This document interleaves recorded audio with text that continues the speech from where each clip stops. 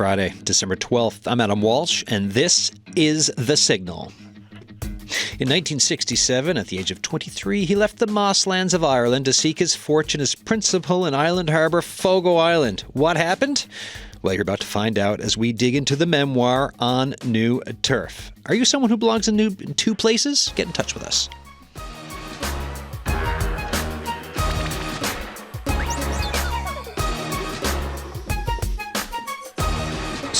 So to expand on that last little bit there, right? Are you someone who belongs in two places? Because in this memoir we're going to talk about, it's about immigration. It's about leaving home, revisiting, making decisions, forks in the road that you run into, those life-defining, changing moments and how you process them. It's also a discussion on history from the late 60s up until now.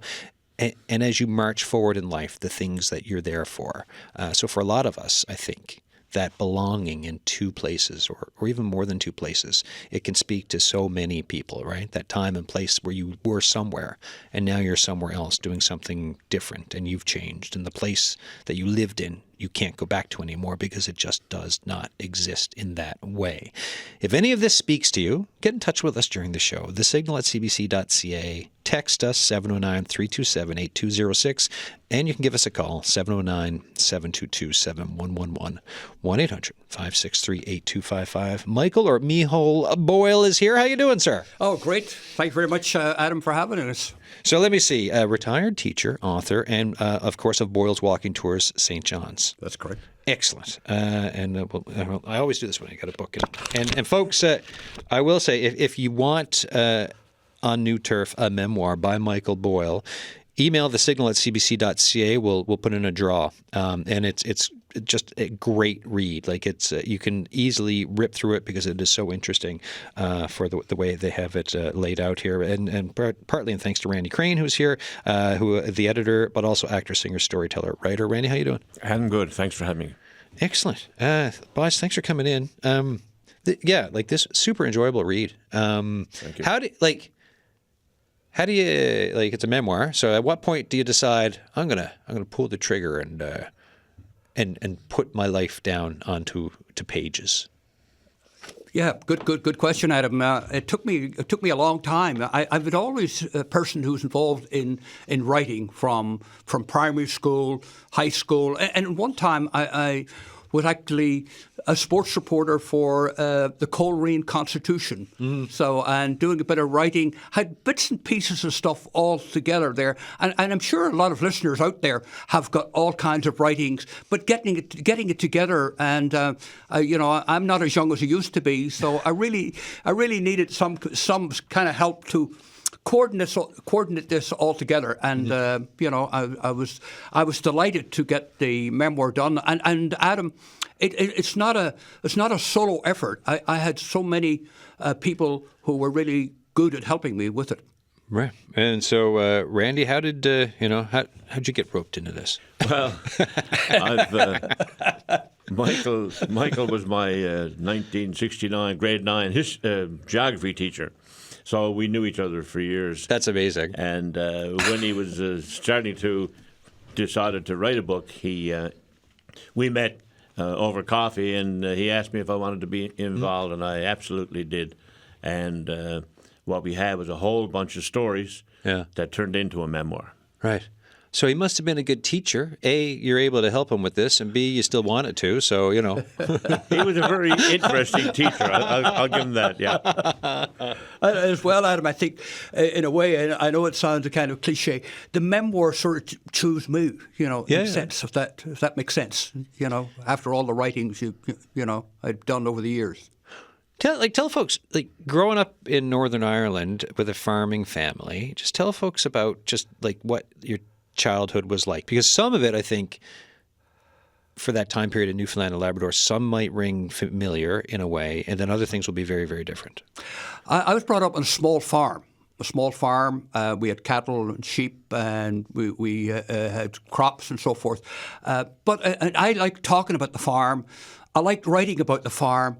But I think my grandmother looked at my hands one time and said, this guy is not going to be very much good at doing farming. I wasn't very good at the farm at all. And we lived close to the mosslands. But it wasn't quite Frank McCourt style, but there were elements. We didn't have all the necessities. Yeah. But we were poor, but we didn't know we were poor, if that makes sense. Yeah, so like Frank McCourt, but slightly happier. Much happier. With a splash of happiness as opposed to some of the deep, depressing stuff that he's written over the years.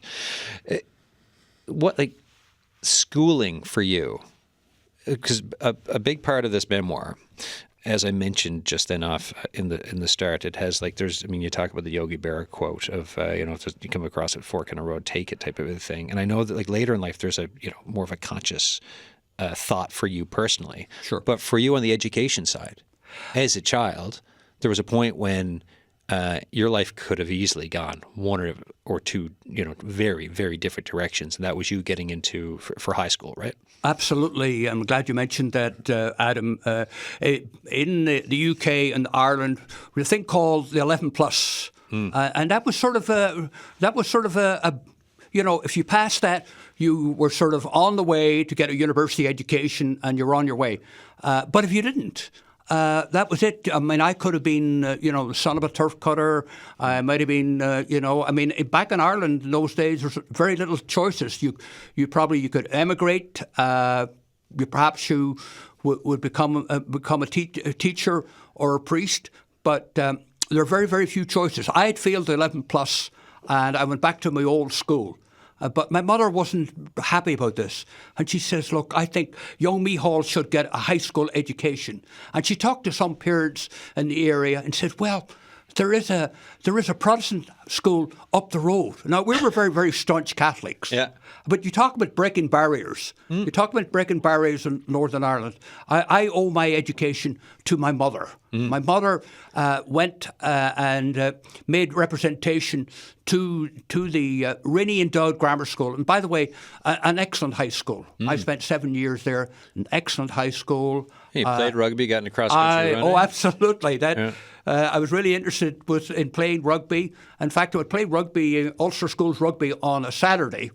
And then on a Sunday, I would play Gaelic football up maybe in the mountains for Lavey and Slaughtneil. You were almost a kind of, I was going to say a split personality, but I really do owe my education to my mother, and getting to Rinnie and Dowd School. Absolutely a defining moment, Adam, in my career. Yeah, because if not, the education stops, right? You go on to, and when you say turf cutter, explain what that would have meant. Turf cutter was, we had peat. Sort of kept our fires going.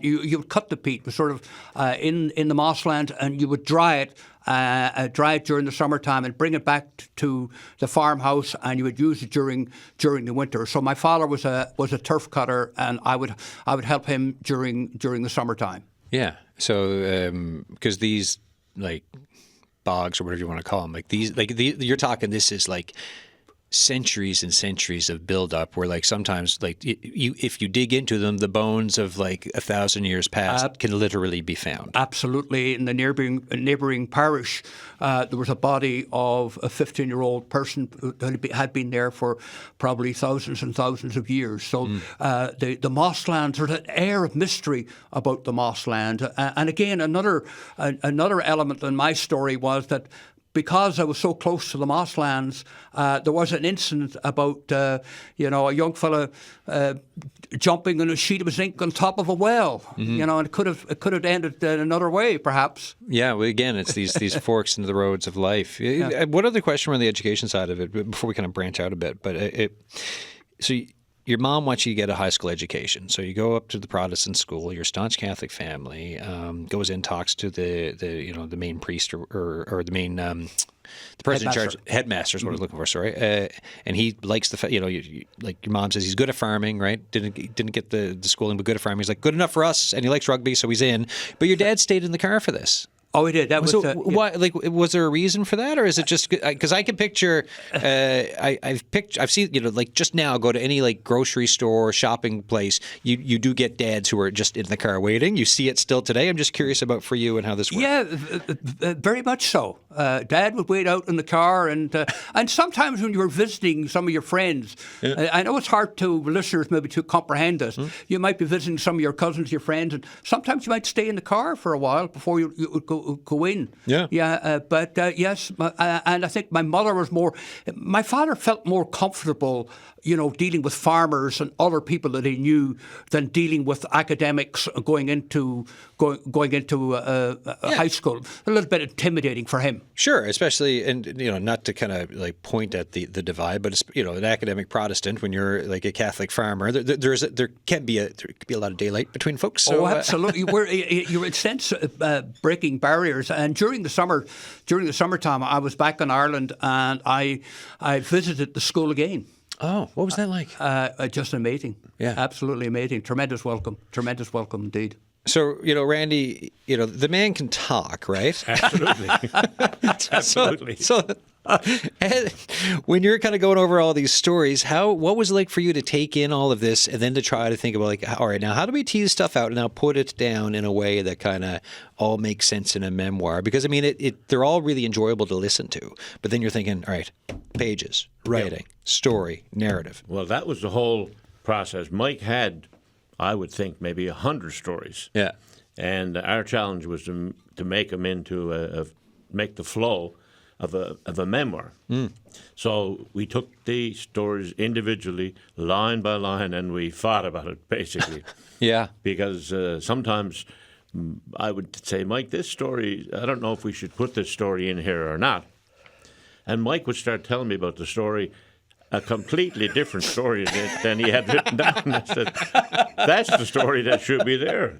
So there was a lot of that. And you said tease, I did have to tease the stories about the Troubles in Ireland. Yeah. Out of Mike for whatever reason. He hadn't intended to have such a prominent position in the memoir about the Troubles, but we eventually did, and there's 3 or 4 excellent chapters in there that would not have been there. Well, this is one of I found the really striking and among of the interesting things for the memoir. It's this dance between like the immigration story and like the exploration newcomer experience of Newfoundland, Fogo Gander, Southern Shore, that type of a thing, and teaching, and then it's in childhood and upbringing. The Troubles, like all of these different back and forths really kind of make it such a compelling look at things, because you're thinking about such a swath of modern history now, or modern times, when so much has happened, and yet it's such a personal story of like an educator that you can also really relate with too, right? Like on those personal levels of just trying to of buying a car that's a lemon, and it's, and certain other things. Yes, and it was a conscious decision not to make it linear. We didn't start in 1944 totally and come forward. We bounced around a bit, so we tried to make sure that as we changed times and bounced back, that we didn't lose the reader, that we gave him a few hints very early in the next chapter to say, no, we're not talking about the same thing we just finished off talking about, but it fits here. So yeah. I think it made it more interesting. So it did, like it because you're always like, oh, where are we going to go? Like, where's this chapter going? Like, what are we kind of exploring here? And then it's like, oh, this is Ireland. Oh, this is, yeah. And like that I thought it worked really well. Yeah, and there's 50 chapters, I think, and we moved those around half a dozen times to try and make them fit. Yeah, for how it works. So, Michael, tell folks why Newfoundland, and that answer. Like, why did you want, like, of all places, to think, you know what, I'm going to try to come to Fogo and see if that works out. Short answer, Adam, I'm still not really sure. in a way, even though I did the memoir on it. For listeners, it might be interesting to know that it did answer an ad. It did answer an ad, a small little ad, to come to Newfoundland. And one of the things when I was growing up, But there's the idea of service and traveling to other areas. My brother Phelim spent time in Nigeria. My other brother Pierce spent time in Kathmandu, Nepal, and also in Zambia. Another brother in London, England. So there's that kind of movement, and you're talking back in the 50s and 60s that Irish people moved. And the idea was to come to Newfoundland for a couple of years, get a bit of experience and come home again. In fact, I almost had that done when I had left Baltimore, had a couple of degrees from a memorial, I'd packed my bags, I'd gone back to Ireland. Yeah. All right. And we'll get into that shortly. Tell us about your memories around a Christmas on St. Brendan's Island. Wow. Yeah, it comes back to me right now as Christmas comes around again. I remember being in Gander, St. Paul's High School in Gander, kind of homesick and lonely. Around the month of November, people were always talking, where are you going to spend Christmas? I remember there was a teachers' meeting at the high school, and there was a Mike Mackey. Mike Mackey was there, and Mike said, how about coming down to St. Brendan's for Christmas? He must have sensed that I was kind of lonely. Yeah. And asked me to come down. And I remember getting on the ferry. I think it was Burnside. I can't remember the names now. And people were passing around a bottle of black rum. And everyone had a slug, and it was an absolutely amazing place. Yeah, and well, we've got Bill Broderick is on the line now because we were mentioning I wanted to get in touch with someone around the memoir, and you mentioned Bill's name, because it's always nice to fact check memories. So, Mr. Broderick, how you doing? Hello, Adam and Mike. Tell us now, it's been featured in his memoir, but tell us about, do you have a memory of, of back then, of this Christmas when this young 23-year-old red-haired, curly-haired Irish fella comes in with a Northern Irish accent for what he calls a magical Christmas in St. Brendan's back in '67, or if you just want to also talk about the 60s and the late 60s on St. Brendan's. Yeah, well, it was interesting times for me. I was just getting out of school that same year in June. I was actually working in St. John's at Confederation Building that particular winter before I went to university. But most of the people here were Labrador fishing at the time, summertime. The schooner fishery had gone out, but most of the people were employed on the shore. And a bit later than that, then they went out of the fishery and went to construction jobs. A lot of people and other places. But Labrador fishery was still a big fishery here at that time. When Mike appeared, and I guess we had heard a lot of oil, and most of our ancestors here were of Irish ancestry, but Ireland was only a place we had heard of, and the fact that there was somebody in our midst from Ireland, well, that was a bit of a novelty. There's no doubt about that. And then he kind of stood out with that red hair. There wasn't many in the church on Sunday morning with red hair, right? Curly hair, right? So he was an outstanding character, and we got to know him. We got to meet him because there was lots of parties on the go, lots of house parties on the go at the time, and there was a couple of weddings on the go while he was here. That was the time of the year when people got married. It was at Christmas time when people had lots of time to be prepared for it.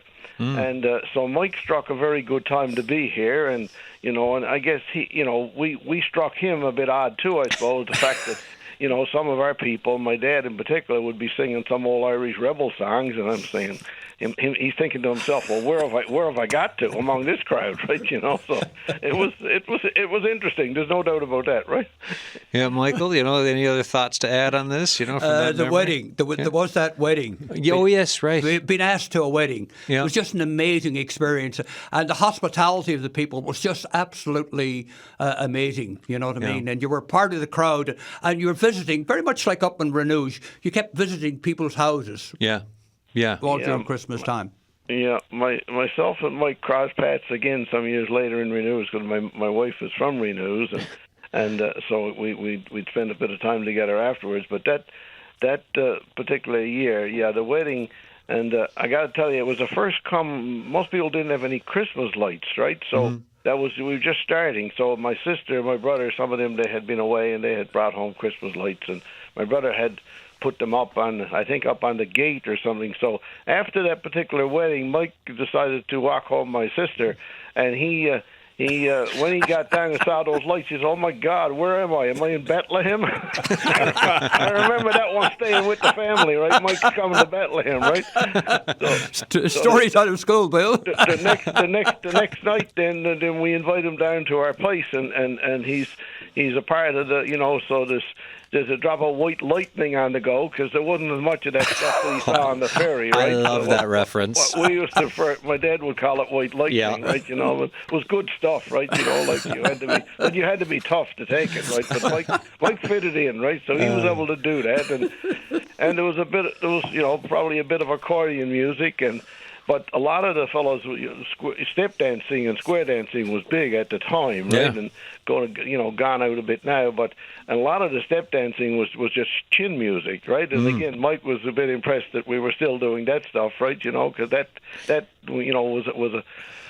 was a hand-me-down from the old sod, right? That's where that came from, right? So Mike was, I think Mike was smitten, but he never came back. That's the odd thing about this fellow, right? We've known him and seen a lot of him, right? But he don't want to come back. I think he's afraid that it wouldn't be the same, right? Yeah, and I don't think he can handle the white lightning as much as he used to be able to. Probably he thinks, but like little secret, I'll tell him here on the air, right? We don't have that anymore, right? People frown on it, and it's not really good for your stomach either, right? Yeah, things have evolved over time, and that's right. Yeah, we got soft in our older age, right? Yeah. We can't handle that stuff, right? And it's also easier just to stop into a liquor express. That's right. It's easier to get it. That's right. It's much easier to get it. But if you didn't have white lightning at that time, those people who had never been off the island, so where were they going to get it to? So And the other thing, Bill, in Ireland we couldn't have white light because it was frowned upon, and it was a reserved sin, and you had to go to Derry, which is 40 miles away. You know what I mean? It was it was one of those things. We really, I didn't know anything about white light until we came to St. Brendan's. Wow. Talk about a baptism for you, then. Hey? Oh, what a baptism! Talk about Bethlehem. It's more of a baptism for you. But he knew all about recitations. He was a bugger to say recitations, right? And my dad was big in that. My dad would have said an old Irish one, about Haggerty's Breeches, right, which had its origins back in Clonmel, back in County Tipperary, right? So Mike would have been a bit impressed that my dad would have known that, what family left Ireland 150 years by that time, right? Yeah. And but anyway, Mike had one that, he talks about it in his book, right? Are you that Farley, right? So he said a few verses of that one for us that night, right? Oh, that's so good. Yeah, and just to have that memory now from Christmas and back in '67. Bill Broderick, thanks for coming on the show, and I'll have to get back in touch with you. I got some extra family questions for you on my end of it about the Walshes and St. Brendan's, but I'll get back in touch with you later on it. Okay, take care. All right, sir. Cheers. Thanks, Bill. Yeah, see you, Bill.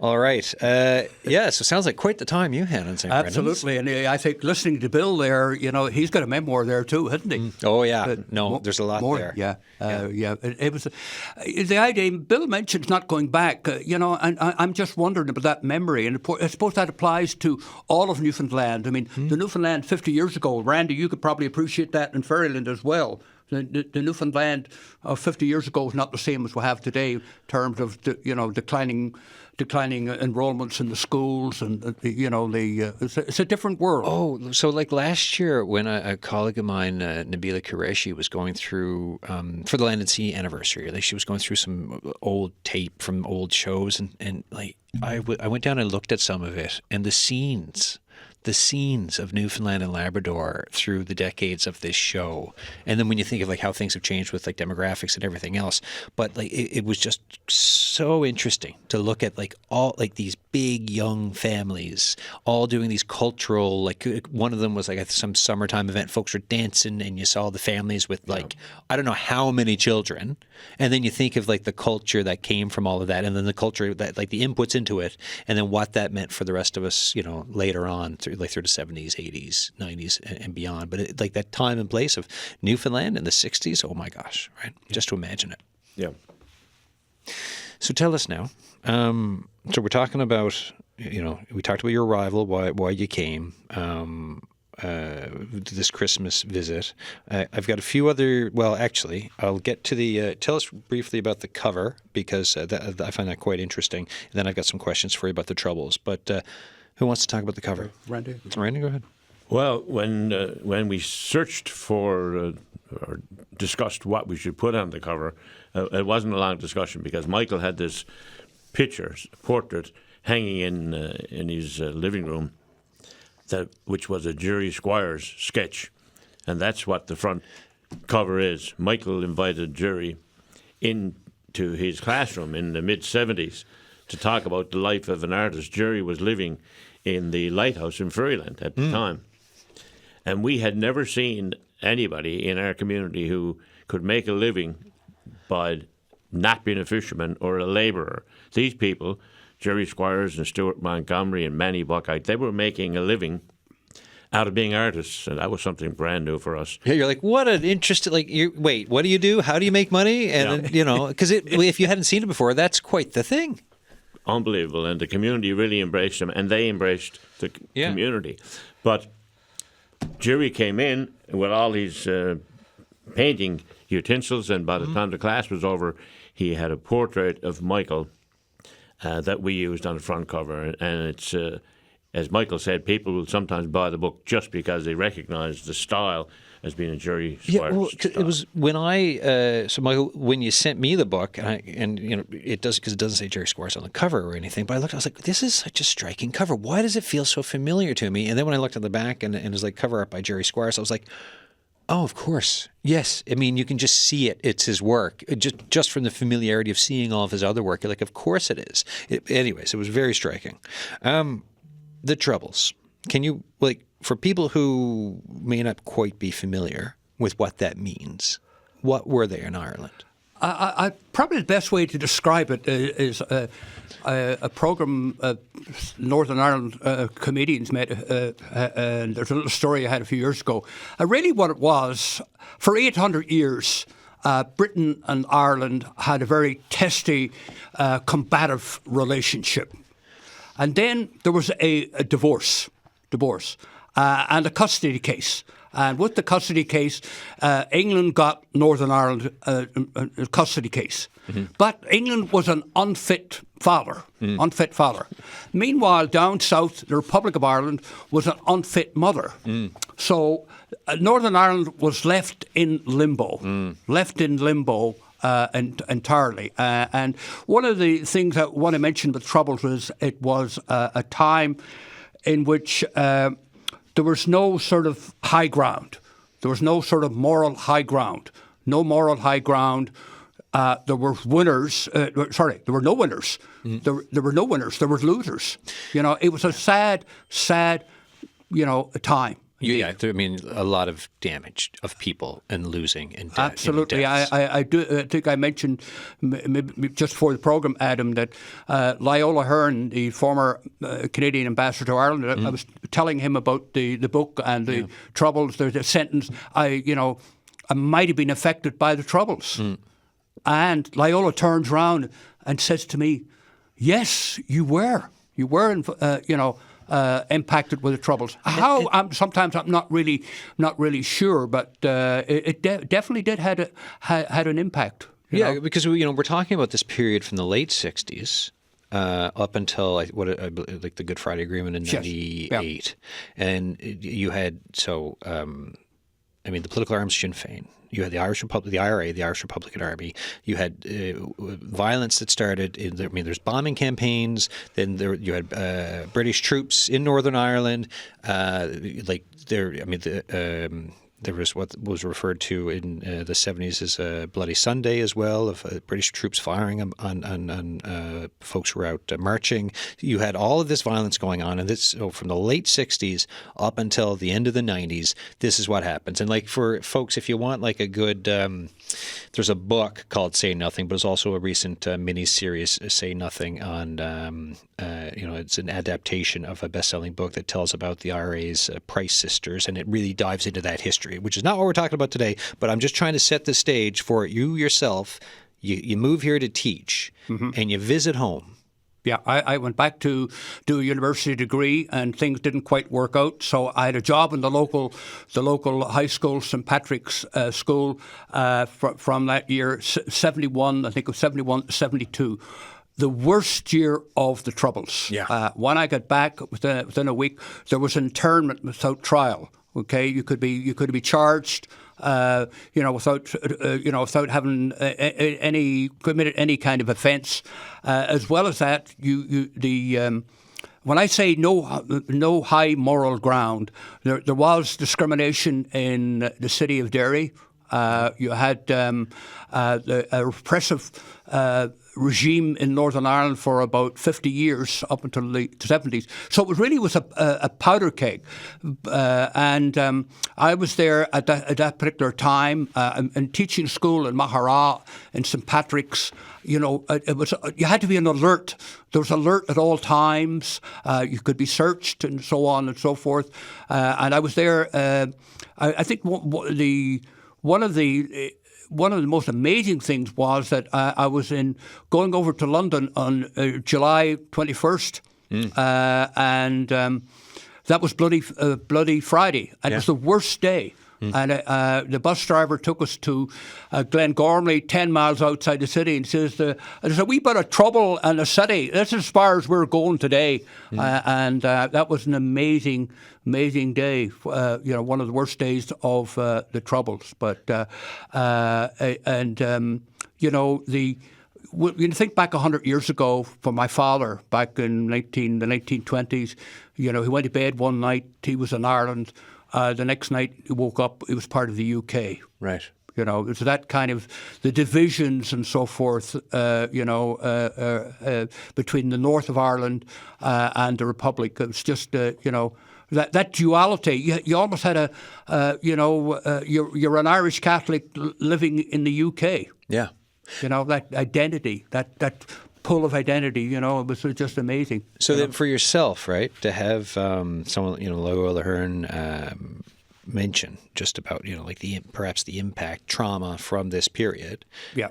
How do you, you as Michael Boyle process, or how did you process or think about, or did you, the bit of okay, I'm here, there's all this happening here at home, but I'm also being pulled back to, I'm also thinking Newfoundland. I've had this experience and this pull that happened with you, and then to end up back here while the Troubles persisted. Because 98, a long way ahead from the early 70s. Yeah, it was difficult. It was difficult, and this idea of living two places at the one time. I know literally you can't live in two places, but with the radio was very important, and television, finding out what was going on.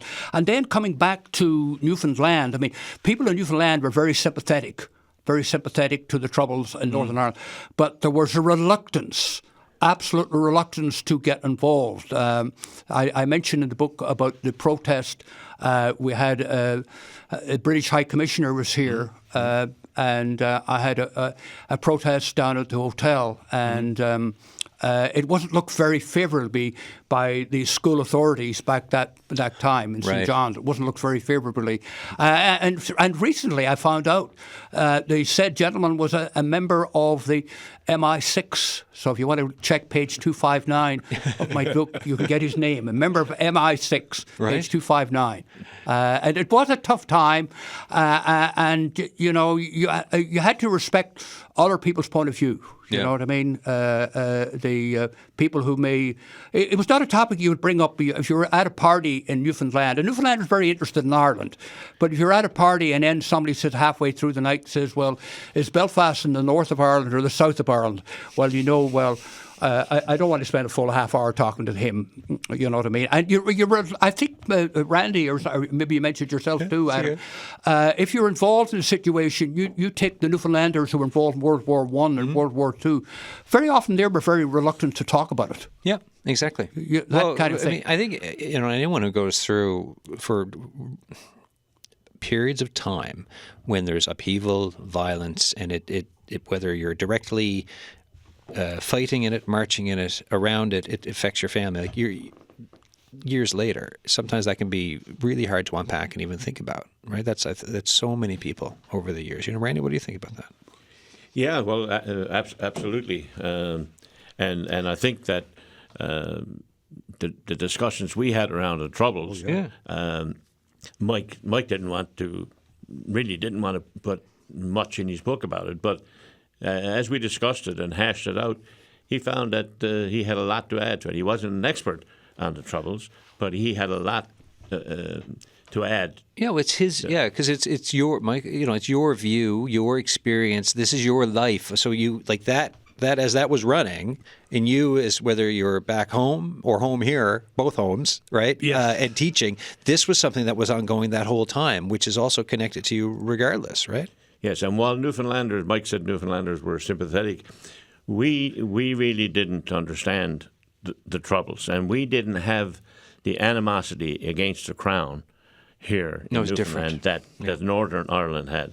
And it was only through our discussions in writing this book that Mike realised that he wasn't, even though we were Irish to the core, we didn't have that same level of animosity. And we, the Union Jack was our flag. Yeah. Our ancestors fought under it.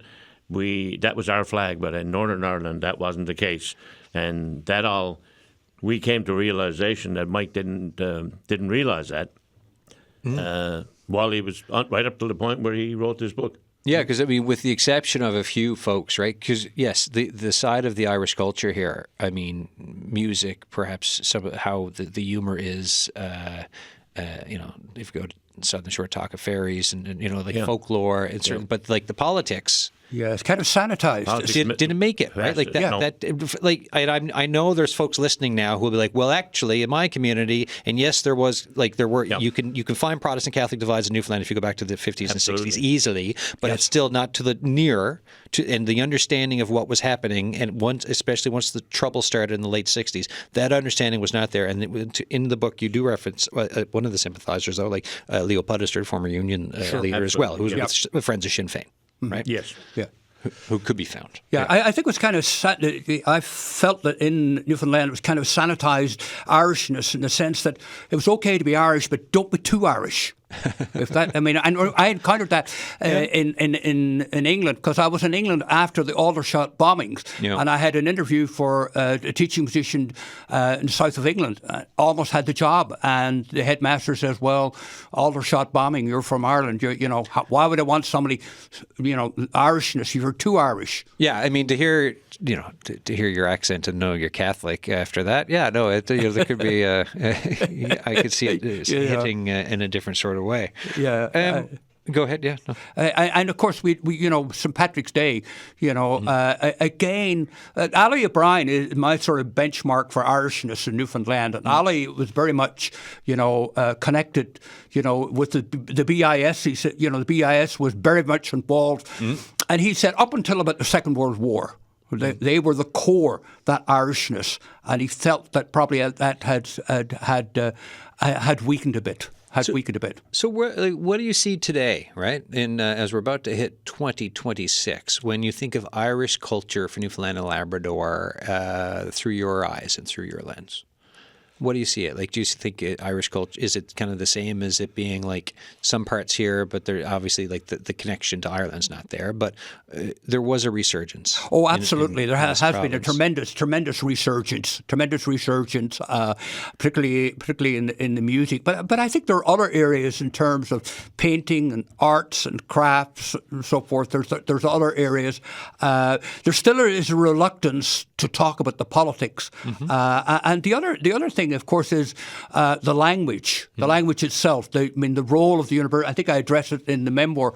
The role of the university, I think, would have been crucial. If you think back to the 60s, it's almost scandalous that with this strong Irish connection that we have in Newfoundland and Labrador, that there's not an Irish Studies department at Memorial. Never has. And now with the cutbacks, probably never will be. And I think that's absolutely scandalous because how strong that Irish identity we have, particularly up the shore, places like Tilting, Branch, and in St. John's itself, we've got that strong Irish accent, which will prevail for another generation or two at least. How did you like the we've mentioned it, but like I'm just thinking the ins and outs of that feeling of homesickness and the longing for home over the years. Like, how does that change? Because like at one point, what was your home growing up, where you're living is home, you know. And when did you notice that transition had happened?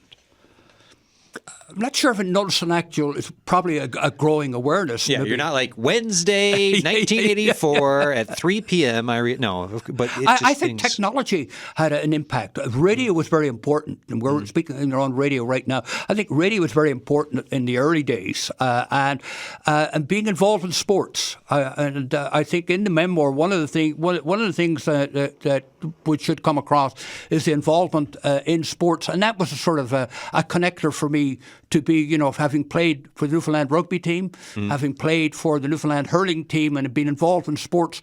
That was a connector. I mean, you have that dilemma of the immigrant dilemma of trying to fit in, and yet being conscious of your roots. Yeah, of course. You know, and that's always that dilemma that many immigrants have, not only myself but others have. I think it's the particularly on the southern shore. There's a tremendous awareness.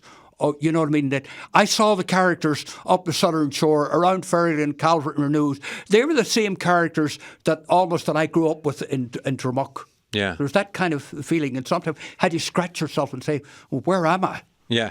Where am I?" No, I mean, you feeling, drive up the shore. It's easy to have to feel like, wait a minute, am I still? There's a different feeling to how everyone sounds here, and it's lovely. That feeling too. There's a tremendous feeling that you have. I mean, for example, the book lunch.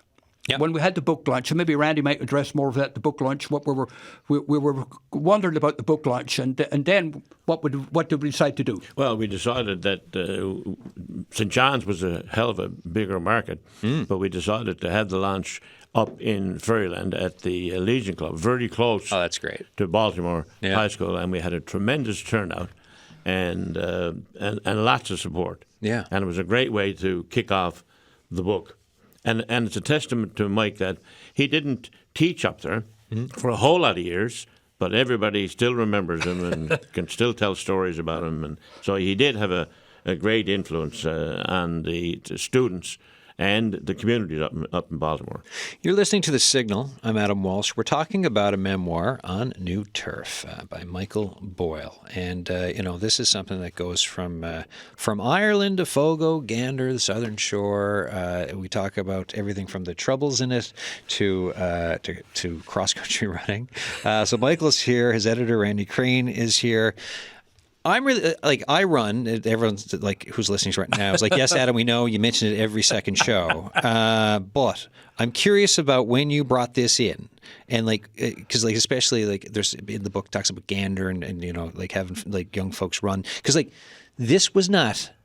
You were establishing something, right? Running was not something people did in Newfoundland. People weren't jogging in Newfoundland in the 50s typically. It started sometime late 60s, early 70s. I think that's when my grandfather got into it. Same type of a story, though. It's he was going for a run in Glovertown. People were like, where are you running to? Yeah. And people were he was I'm just going for a run. It's yeah, but where? It's no. The point is to run, not the destination. Good question, Radham. In Ireland, there's part of the running. I was doing the running before the running boom then, and that my father. People used to think my father was a little bit crazy because he allowed that Meehall fella. That Meehall fella would get up early in the morning and he'd be running in the evening over the fields. You wouldn't run on the roads because people would. It wasn't done. The idea of running was something that you did. It was all right if you're playing football, going after a ball, but the idea of running for exercise was kind of crazy. Then when I came to Newfoundland, and I was lucky enough to be up the southern shore, got in contact with people like Ben Dunn. Ben Dunn, a legend up the shore for running, and Ernest Condon. I remember running, and I think Ben was with me too, when we had about half a dozen people. There might have been 8 people running the Telly 10. 8 people. It was a phenomenal change. It was absolutely unbelievable. For example, nowadays, like the Telly 10 is such a great atmosphere. It's such a feeling of community and accomplishment, and you have you got the folks who are really good, and then you got folks who are out for the accomplishment because they've trained for something, and that range of it, and to know folks like yourself and others who built this over the years. I mean, it's quite the thing because it's culture and physical impact in such a good way on the province. And I will say, folks, too, there are emails coming in. If you want to have your name in for a draw for the memoir, email thesignal@cbc.ca. Here's an email we just got. Great show today. Well, thank you. It was such a powerful feeling for me to return to Newfoundland after more than 20 years. It's the kind of thing where I never felt a sense of belonging despite having great friends, running a business, being involved in the community. Newfoundland is home for me, not because it's where I come from, but it's where I feel the greatest sense of belonging. Looking forward to reading the memoir. That's from Desmond, who's been on this show before. And this is it, right? Like a lot of as we talk here, and when I think about your memoir, that sense of belonging and how things can drift and change over the years, over decades, depending on who you are, where you are, what you're doing. And sometimes the sense of belonging is a longing for somewhere else. And then other times you're building something that builds up something that turns into, well, I found my community, I found my people, and this is where I belong now. Finding your tribe. Yeah, finding your tribe and feeling at home, being at home, and the language, listening to people, up the shore, and the quick-wittedness. How quick, I mean, you really, very often when people start ridiculing you or making fun of you, you're one of the gang. Oh, you're like, I belong now. You They're belong. making fun of me. I've made it. You've made it. You're part of the group. You're part of the group, and that sense of belonging. And when you're going to the Legion, going to the Legion in Ferryland, everyone was your friend. Now, if you come up to St. John's here sometimes, you go into a pub sometimes, you're a stranger. Oh, yeah. You're a stranger, and maybe Mount Pearl as well, you're a stranger. But up the shore, you're part of the group. There's that kind of, it's hard to actually pinpoint what it is. You know what I mean? That kind of feeling. Well, but you know it when you see it. Oh, absolutely. Right? And it's like these things, and these are things that happen all over the world, where you look and you have these little corners of community. So like when I was living in Tokyo, it's called like a standing bar, and we're talking, these things are tiny. They can fit maybe you might be able to squeeze a dozen people in standing, but this is the local spot where folks will go after work, and you'd see all the same people. They know each other, they know about their families, they go in for a little drink and a chat and this type of a thing. Sometimes they stay a little longer, but this was the family community connection.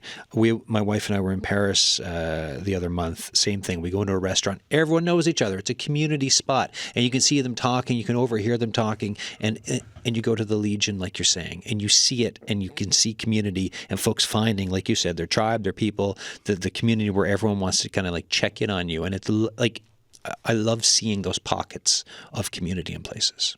Yeah, it absolutely. And we found that too, and Randy might even add on to it as well, when we did the reaction to the book. The reaction to the book, Oh, yeah, tell me, there's a couple of things. But say what you're going to say, and then I've got a question for you. Well, we had people come back to us with stuff that we did not know was in the book. One was really the immigration feeling. Yeah. We didn't deliberately write that in there, but one lady stopped us in a coffee shop, very emotional, and her dad had been an Irish immigrant to Newfoundland. She had never talked to him about his experience, right, but she felt that she was reading her dad's experience when she read On New Turf. So that was great, and as well, people told us they heard a storyteller's voice coming through in the stories, and that was deliberate. We're both storytellers. We wrote this the same as if we were on stage performing, yep, or in the kitchen telling you a story. So it's not as scholastic or as formal writing, but we've had people tell us the writing is very easy, it's fluent, and it's easy to read. Well, and that's like it's one of the parts of what's so enjoyable about it, right? You're right. We're not reading like a history book. We're not reading we're reading someone's account, someone's story of his life, told in a conversational way. And when you're kind of going through all the bits of like going out to Gander International Airport because you feel homesick over the years, to like, or going to Fogo and being like, oh, I actually don't have a job here, to setting up the cross country team, and to meeting Joey Smallwood and Martin McGuinness, and but all of this told through just this one person perspective as he's doing right now here in the studio. That's what makes it so accessible, which I think is really important for something like this, right? You want it to be like that. Yes, and all those things were by happenstance. They weren't because Mike was a famous person. Yeah. He stumbled through history to some remarkable times. Yeah, well, until the Martin McGuinness thing, you guys have it's that notable academic lack of achievement, perhaps. Yes, we did. Martin failed 11 plus as well, and then he became Minister of Education from Northern Ireland. Now,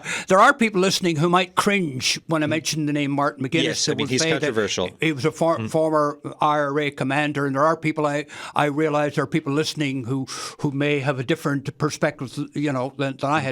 But it was by happenstance that he was here, and I didn't. He was here at a meeting that Leo Pulitzer had organised, and very affable and great speaker, just amazing. And with was it Ian Paisley? For the after the Good Friday Agreement. I mean, we're talking there's what happened before, and then there's the relationship of two men who were on opposite sides, and then the work that had to be put in to prop up peace.